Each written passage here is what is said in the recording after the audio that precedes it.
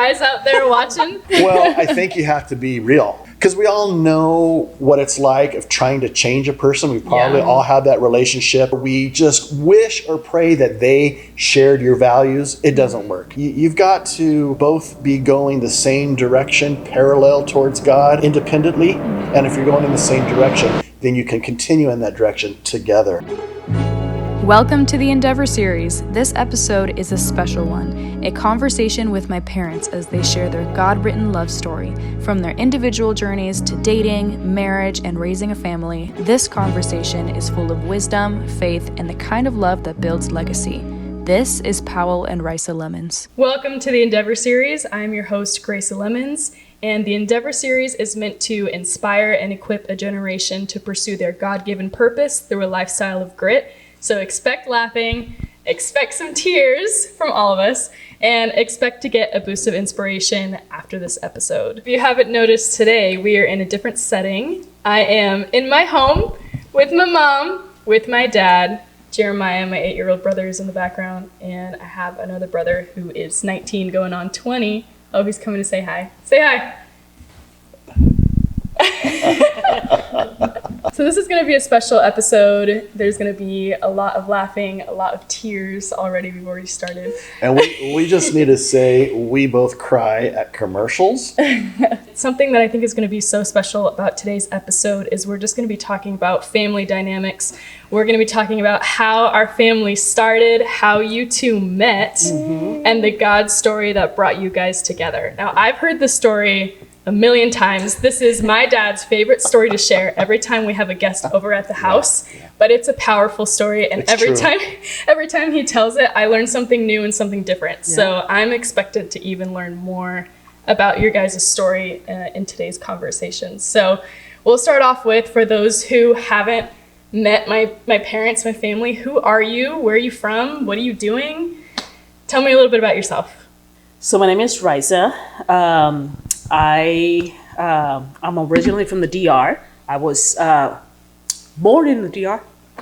Can't start doing this now. Migrated to New York and then to Fresno. And that was a little shock. And so recently I am a social work assisting people with developmental disabilities. And I love that job because I'm able to impact not only the individual, but also the family, and be able to share my testimony with everyone that I'm encountering with. So I love God. I love what He's done in my life, and I love to share that with everybody.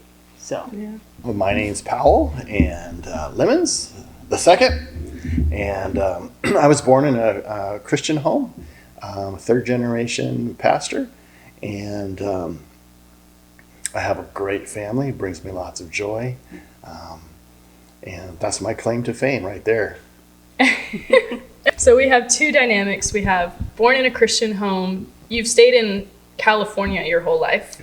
And then we have coming from out of the country, Dominican Republic, to New York, then coming all the way to Fresno, California.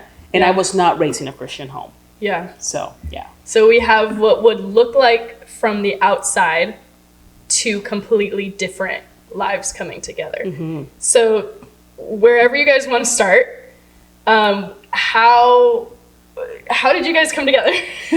How did we collide? Well, I like your preface there of two totally different lives, because it's true. There was obviously significant differences between us. But I'll start.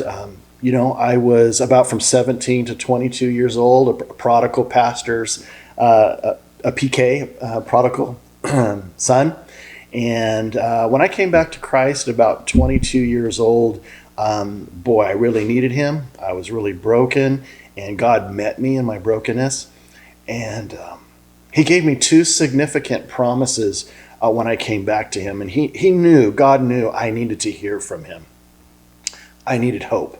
I needed a promise. And right, God is a promiser, and He's a promise keeper. And so one of those promises was regarding a future wife. And I was praying one day, reading the scripture, And the Lord spoke to me very clearly. He gave me 4 significant promises or attributes of what a future wife would be. Number 1, her skin would be darkened by the sun, obvious. And that came out of Song of Solomon. As I was reading Song of Solomon, and the Holy Spirit just really highlighted that specific verse where it talks about, I'm darkened by the sun, yet I am lovely. And for those of you who know how the Holy Spirit works, God just breathed on that scripture. And I knew my future wife would be dark complected. And the second one was that she would be a spiritual orphan. Actually, it was she would be an orphan. I didn't know really what that meant, but that she would be an orphan. So she'd be darkened by the sun. She'd be an orphan. She would have a foreign tongue, meaning speak a foreign language. And that those two came out of Esther, reading Esther. It's like God took me from Song of Solomon to Esther, all in the same prayer time, just illuminated those scriptures, and then reading in Esther, in that same prayer encounter, reading in Esther, I read the part where Esther was adopted by her cousin Mordecai because her father and mother had died. And I just knew that my future wife would be an orphan. You know how the Holy Spirit works? I just knew that I knew. So she's darkened by the sun. She'd be an orphan. And then, of course, Esther was part of, she was a foreigner in a land, and she spoke a different language because of the exile. And somehow the Holy Spirit breathed on that, and I knew that my future wife's first language would not be English. She would have a foreign tongue. And finally, that I would meet her in 7 Januaries. Now, I must admit, I did not like the 7. We have to be careful when the Lord speaks. We can't pick and choose like we often do. We think, I'll take that. I'll take it'll be in January, but let's chuck 7 years. How is that? That's a long time. So I, just a month later, I went to Southern California College, which is called Vanguard now. And I went in January. Now, my parents both met at Vanguard. I was raised in the dorms of Vanguard in 1968, right? When I went to Southern California College, I thought I would meet my wife at college like my parents did. And it was January that I was going. And so I had told a few people that I met, a few of my roommates there in the dorms at Vanguard about God's promise to me. And so I was known as the January man. I was going to meet my wife in January. Well, the first January came and went, and no one. I didn't meet anybody. The second January came and went, and I had not met my wife. And honestly, during this time, I began to get really healthy. After coming out of the prodigal lifestyle, I began to get healthy. I developed great friendships, a great community, and that desire, though it never left by any means, but it didn't rule me. As I began to get healthy, even though I will say that my first year at Vanguard, the most popular book on the floor in the towers for all the guys, and we passed it around, was A Season for Singleness. And there is purpose. Kind of a funny thing there. But yeah, I got healthy, and I ended up graduating Vanguard in pastoral ministries and had not met my wife. During that time, I thought, God, I thought I heard you. What was that? And it was a struggle because, Lord, you promised me. It was so clear. If I can't hear from you, how can I minister to others and hear God for others? But as I went back to the Lord over and over, He did say 7 Januaries.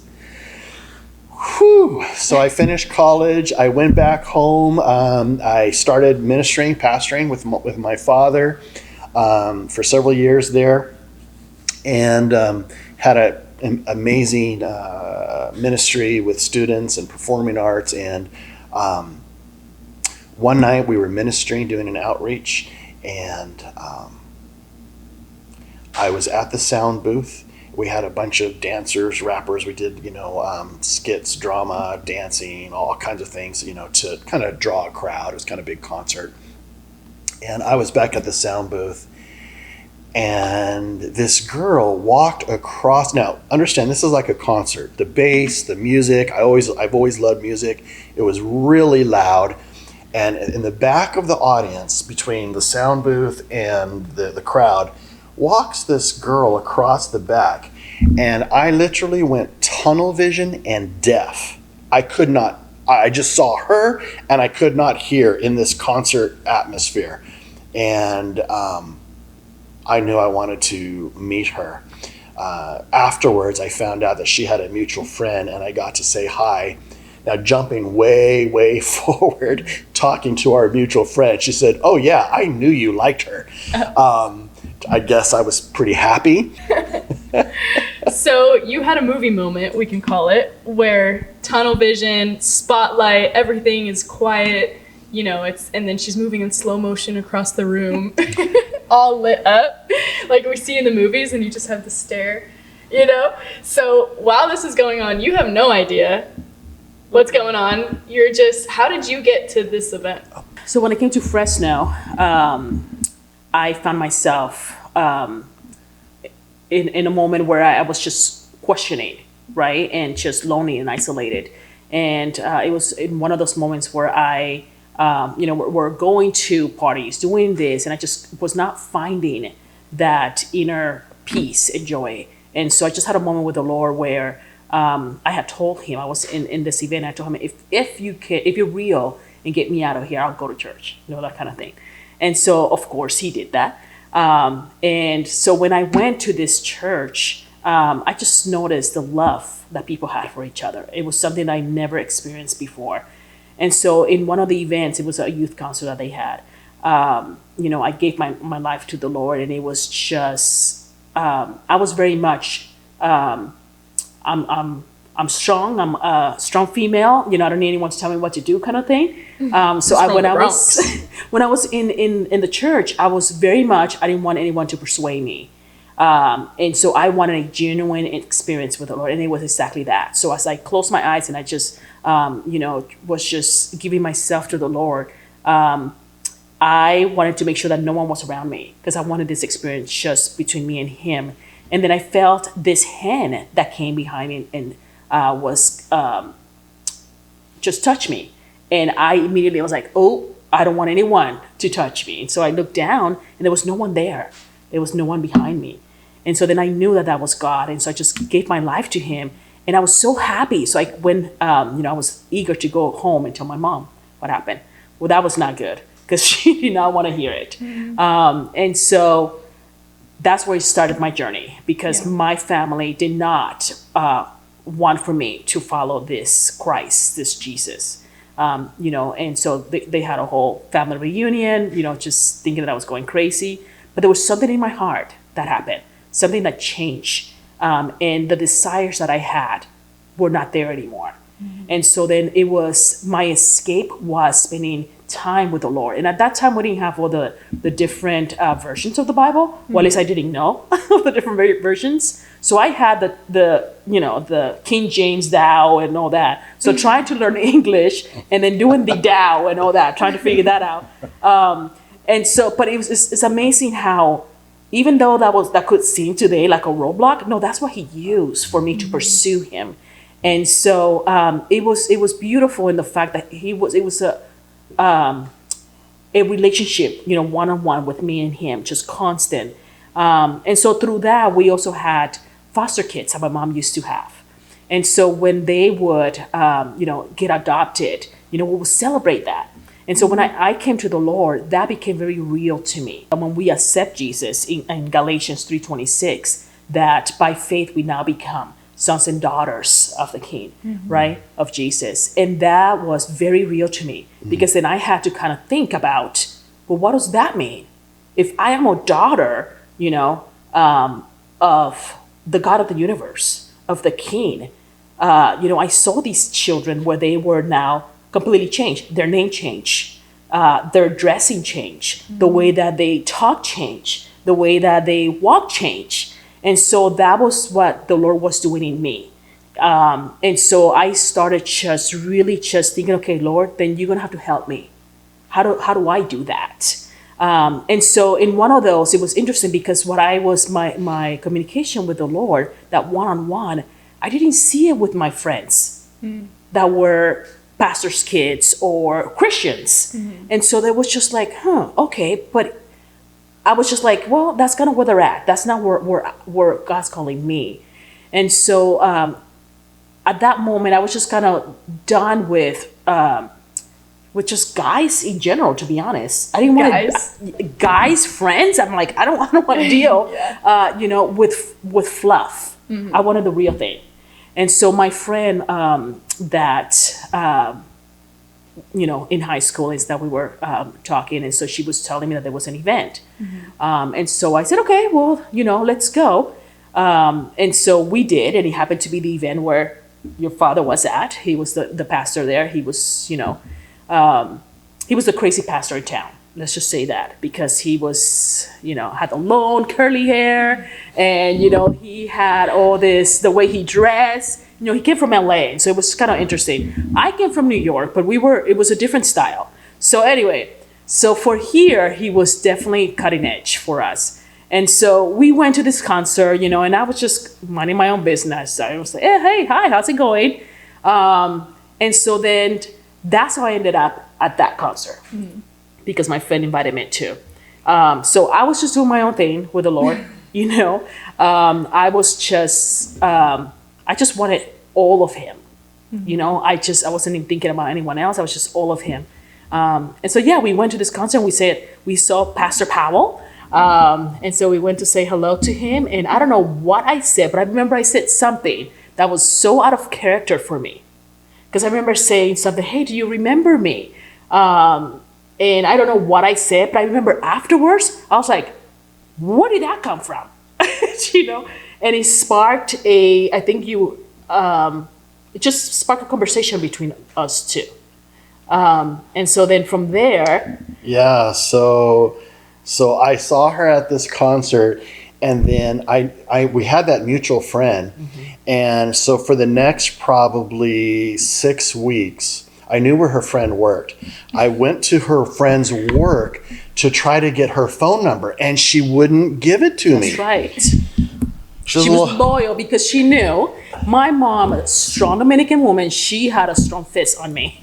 And so she said, I was not allowed to be friends. She was not a Christian, so she wasn't warm and fuzzy towards my friends. And so my friends were not allowed to give my number out. And so my friend knew that she would get in trouble if she had done that. So I didn't know that this was going on in the background. Yeah. So over these 6 weeks, I tried to get her phone number. Her friend kept on saying no. So finally, I went again to ask her friend. And she said, I don't even know if she likes you. And I said, well, let me find out. And I had I knew a guy that she liked.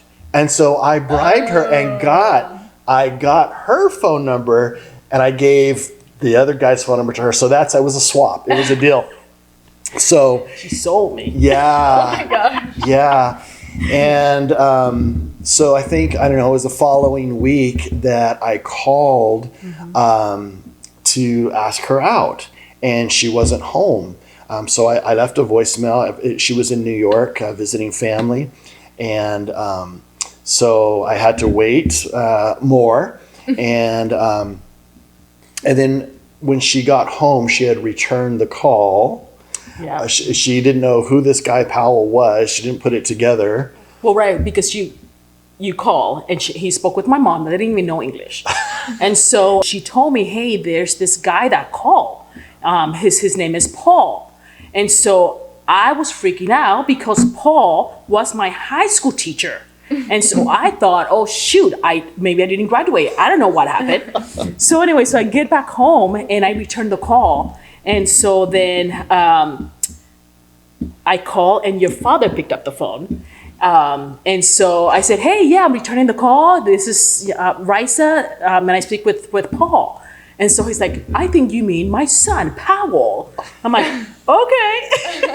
It still had not hit me. So then Powell gets on the phone and he's all happy. He's like, hey, how's it going? This is Powell. I still don't know who he is. And then he says, this is Pastor Powell. And so then I was like, oh. I'm like, oh, Pastor Powell. Okay. And so then he's like, hey, I hear that you had just come from mission trip. I would love to hear about the mission trip. How did it go? And so then at that time, he's like, how about if we go out to coffee? So go for it. So I ask you to see if you want to go out. Tell me about, actually, it was the trip to New York. So we didn't know that we had been at the same mission in Mexico. At the same time. Sorry. We had no idea we were at the same mission just prior to that. So I say, hey, let's go out. And she says, well, I'm not sure what my plan is. I will call you back. And so I, say, well, if it's possible, let's get together at 7:00. I wasn't going to give up. And she says, let me check my plans. I'll call you back. So like 6:00, no call back. 6:30, no call back. Now I'm getting like, oh no, she's not going to call back. So I'm actually flicking nervously through the TV channels. It's 6:45, no call back. 7:00, she calls. The phone rings, she calls, and she says, hey, I'm not dating right now. I don't go out with guys, but if we bring a group of friends, great, let's do it. I'm like, yes, let's go for it. So she brought a girlfriend. I had a couple of guy friends, and we all went out and, of all things, played laser tag. And we're in there, and I'm talking about, 'cause at that time, every weekend, I was on the road doing evangelism throughout California with all these students. We had about 100 kids that would go out and do these performing arts evangelism all around. And so here we are in the lobby at laser tag, and I'm sharing about the last outreach that we just did. Raysa's sitting here. Her friend is right here. Her friend is like looking all over like she's annoyed and bored. And Raysa's crying as I'm talking about all the salvations and how God moved that night. That was a good thing. I'm like, whoa, what breaks God's heart breaks our hearts together. And I mean, it was a moment, because again, her friend was, probably trying to give us space, but really not interested. And here, as I was sharing about souls getting saved and what God had done, Raysa was literally crying as hearing about this. So there was that connection. Is that how you get them? Is that how you do it to all the guys out there watching? Well, I think you have to be real. Yes. Exactly. You have to share. You have to show your heart to see if there's a heart connection. Correct. Because we all know what it's like of trying to change a person. We probably all have that relationship where we're putting on a front, or we just wish or pray that they shared your values. It doesn't work. Right. You're not going to change them. And I hear there's some exceptions, but in general, you've got to both be going the same direction, parallel towards God. And if you're both going independently, and if you're going in the same direction, then you can continue in that direction together as one. I would say also, you can learn a lot about a person before you give your heart to that person. So you can observe from a distance. You can do your research, right? You can ask friends. You can see how are they spending their time when it's free time? What do they choose to do with it? Who are they? You know, they say character is who you are when no one's looking. Right. So before you even pursue, you can know what is a person about. And I had another mutual friend that knew her, that I was able to do some reconnaissance information and find out who she was and what her character was like. And it was good news, you know. Yeah. Looks do fade, right? I mean, things do change location, right? And then what do you have? Right. What do you have after that? So we're at coffee, and she just openly begins to share about her life, her background, and her values, and what was important to her. Little did she know, she was going down in order the list of my non-negotiables. And this is not like a self-righteous thing. This is, I want to do it right. Yeah. I want to do it right. I want to honor God. I don't want to experience anything that I had in the past. I want to do it right. And so that's where these, I asked God for wisdom, and that's where these non-negotiables, these priorities, these values came out of. And so she's sharing that coffee, and we're all in this group, and it's just, she's going down the list of her values. And I'm like, this is unbelievable. And I literally knew right then and there, I will marry this woman because of what was coming out of her mouth. Which really was what was coming out of her heart. I was pretty excited. At the end of the evening, I dropped her and her friend off because we wouldn't go together. She had told me she wouldn't date, but she could bring a friend. Cool. So at the end of the night, I dropped her and her friend off at her house. And I wanted to get one private word. So I got out of the car, I ran around, opened the car door, and I asked her, I said, well, can I call you again? And I'm not kidding. She put her hand on her hip and said, I'll pray about it. And I thought, oh, Jesus, this can't get any better. Here is a woman of the Lord. I'm going to pray about it. I said, fair enough. And of course, my heart's pounding out of my shirt. And what are you thinking this whole time? Are you like, this is just a great guy friend? Like, well, again, he's Pastor Powell, right? And so he's great. We all, love him and know him here in the Valley. But I didn't know all this stuff, that he's talking about, like going down the list. If he would have told me that, I would be like, see ya. So I didn't know any of that stuff that was going on in his head. I was in my own journey. So I had entered a 7 months where I was not dating. I was not pursuing any relationship with the opposite sex. I just wanted a moment just by myself with the Lord.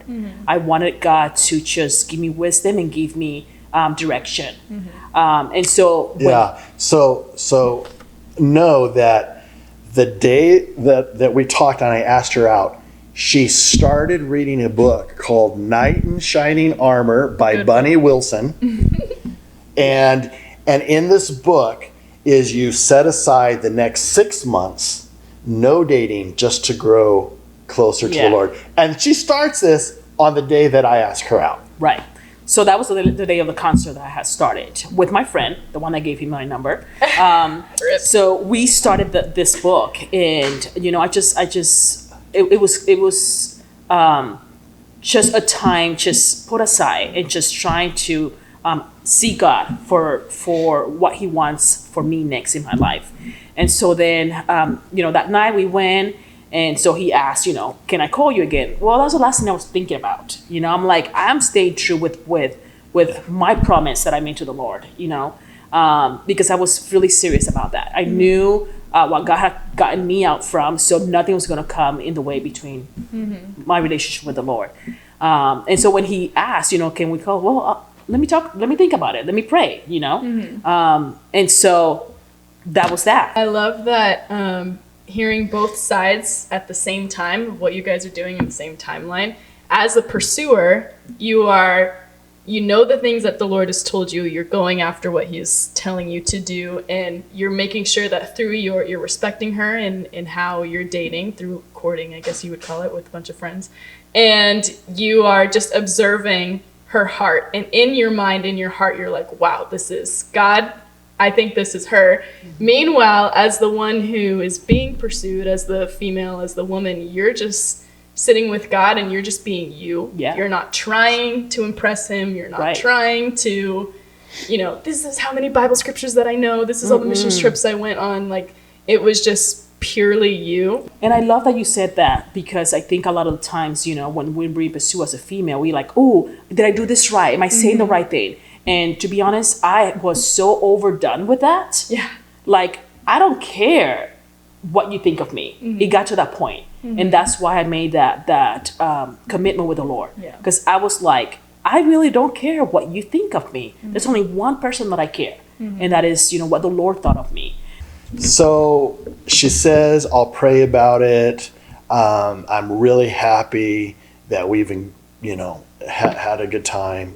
And over the next few weeks, we did talk, and I got to know about her. And understand, when I asked her out, the word that the Lord had given to me, I became healthy. It was no longer a compulsion. I didn't want to be celibate and not get married, but it was no longer the driving force in my life, because I had come to this place of health with the Lord and people. When I saw her that night at the concert, I was not thinking darkened by the sun, spoke Spanish, orphan. I had really forgotten about that. It really wasn't on my radar. And then in prayer, God said, this is how I hear God, what time is it? When did you meet her? And I thought, and the word of the Lord came back to me. The night that she walked at that concert, she walked across the back of the room, was 7 Januaries to the day when I received the word of the Lord before I went to college. 7 years, 7 Januaries later is when I saw her. Darkened by the sun, Spanish her first language, an orphan, which I still didn't quite understand what that meant. And the 10th month, this came actually out of the story of Esther. Esther was presented to King Xerxes in the 10th month, the 7th year. The 10th month in the Hebrew calendar is January. Now, I don't know how all of that came together, but the Holy Spirit. It's cool to hear that when you got the word initially about the 7 Januaries on the list, it was so much on your mind at the beginning.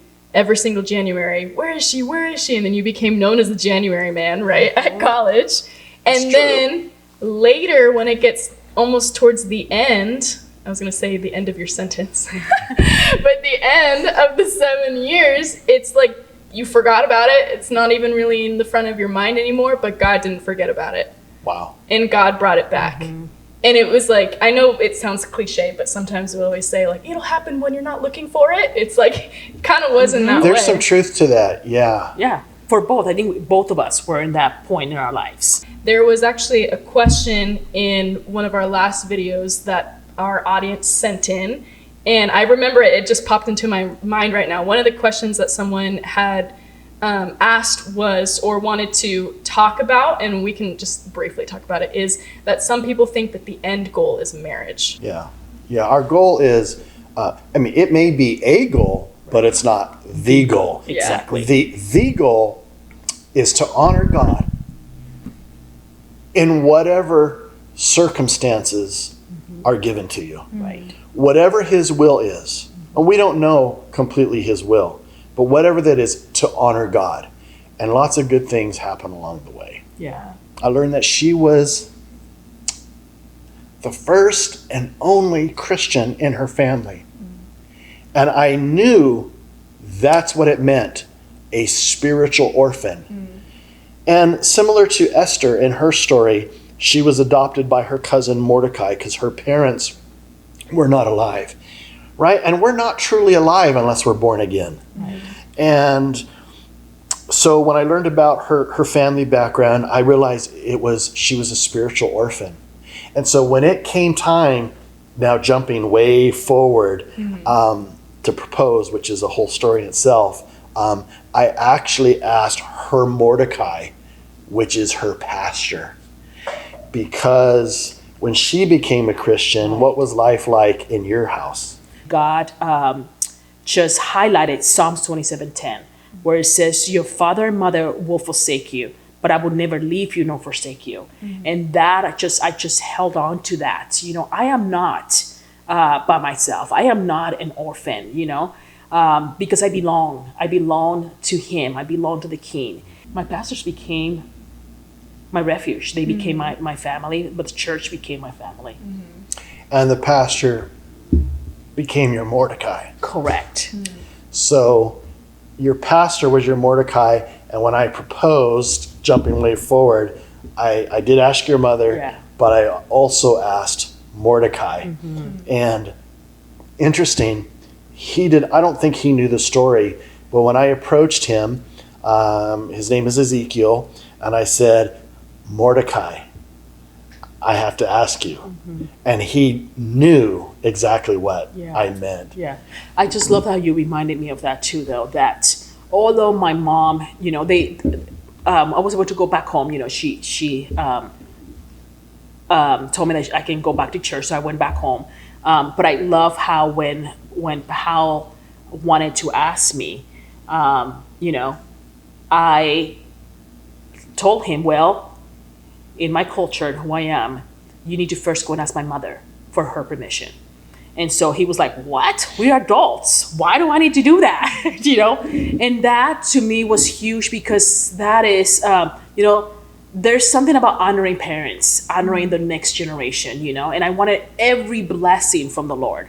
And so I wanted to honor my mother regardless. And so then he asked, so well, how if she says no, what happens? And I just remember telling him, well, then it's no. And he's like, what? But he did. That was one of the things for me. He had his list and I had my list of the things that I wanted for the Lord to be able to show me, is this the right person? Because I didn't want anything that was not of him. And that's one of the things was that I would find someone that my mom would love. So we have a middle part that we need to get to now. Yes. Because as of right now, we left off the story where you're like, I'm not dating anybody for 6 months. Correct. And Dad's like, can I please just see you again? This is Romeo and Juliet moment. Yes. Or what is it? Rapunzel. let down your hair, please. When will I see you again? So what's that middle part? How did we get to you actually saying yes, you proposing? So good. Yeah. So, when the Lord reminded me of his promise, and it was just amazing. And it was the assurance that I needed that we could go forward. But before that, she hadn't really indicated, I was going on the word of the Lord, the promise, but no indication from her really that she wanted to pursue anything. So I'm just in prayer. I'm again reviewing the scriptures and what I believe the Lord, how he was applying this to my life. And the Lord reminded me that Esther went through 2 6-month periods of beautification and this regimen that they went through, a total of 12 months. And what was amazing was I knew that she had started this. She had shared that she started this thing. She was not dating. So for at least 6 months, we couldn't date. And so here she is going through this on her own terms, 6 months, no dating. I know this is the story of Esther. And it was powerful. So 6 months we went in groups. On the day that she finished her commitment with the Lord, 6 months later, I proposed. And we were married 6 months after that. Mm-hmm. A total of 12 months, which was what the word of the Lord said to me regarding marriage. So one day I was going home from school and I see him coming out of my house and my heart stopped. And I remember, you stop, and so then you ask, I said, oh, so hi, how's it going? Where are you coming from? And so he told me, well, I spoke with your mom. And I'm like, oh, how did that go? And so that's when you said that it went well and that she has said yes. And so I was like, she did? I was so surprised. And I think it was after you asked her, then you asked me. Yeah. Yeah, well, yeah, I was hoping you'd say yes. Yeah.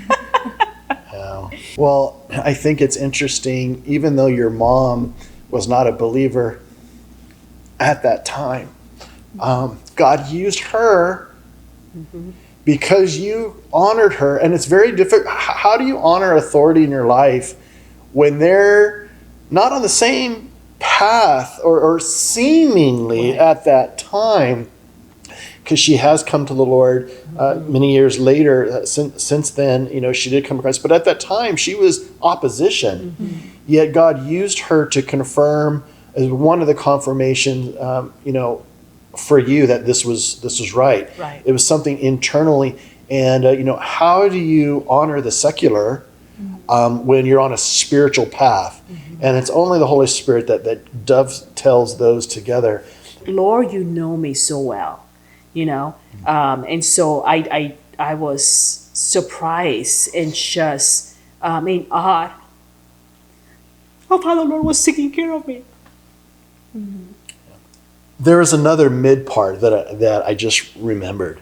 When we were getting just to know each other in group, but from a distance, she had asked me some really significant questions.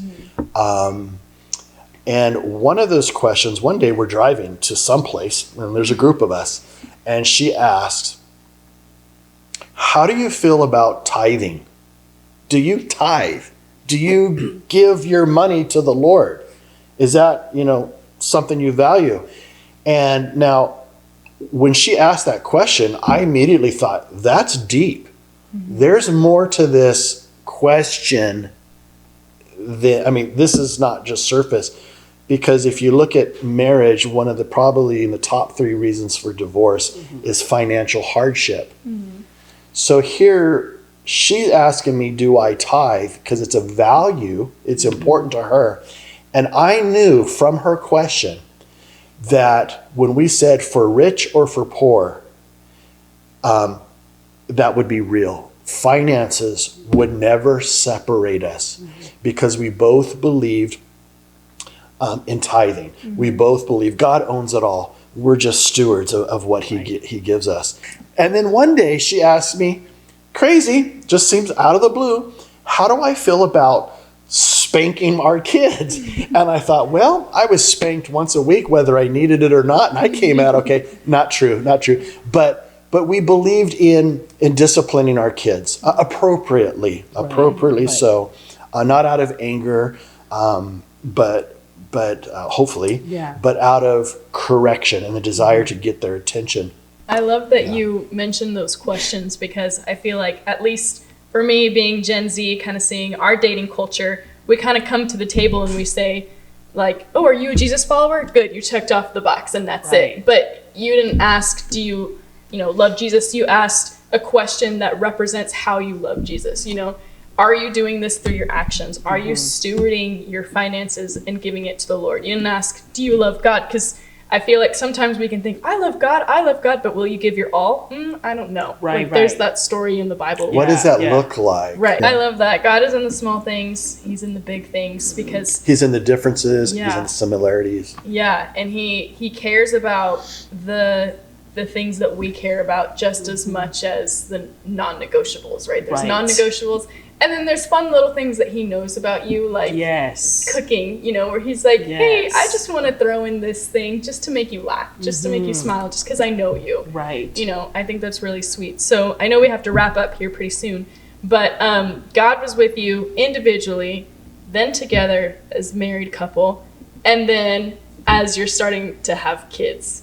I want to make this part really, really short because I know we have to wrap up. Yeah. But when you started having a family and things started getting real, can we share a little bit about how I got here? Yeah, this is amazing. I mean, I think it's amazing. When I first met her, the laser tag, when we were at laser tag, and in that first 6 months, I kept calling her Greysa. Greysa. Her name's Raysa. And in prayer's a good thing. In prayer one day, I'm asking the Lord, why do I keep calling her Greysa? And she would say, why are you calling me Greysa? I don't know. She said, who is this girl? Yeah. And I was crying out to the Lord. I said, Lord, you think the girl that I really like, I would get her name. And the Lord shared with me the reason why you've been calling her Greysa is because she's my picture of grace to your life. And that she is. And so then when he came and shared that with me, because I asked him, why do you keep calling me Greysa? And so he told me, you know what, I prayed about it, this is what the Lord said. Then I stopped, I'm like, that is a beautiful name for a girl. And so our first one was a girl. He always gave us the name of the child before we even knew the sex of the kid. So that's how you got your name. I'm the other girl. That's how you got your name, Greysa. Yes. Yeah. Yes. But your name, Grace, is so who you are. When you were little, we had to teach you how to say no. Right. Because you would give everything to everybody. And you were very gracious, graceful.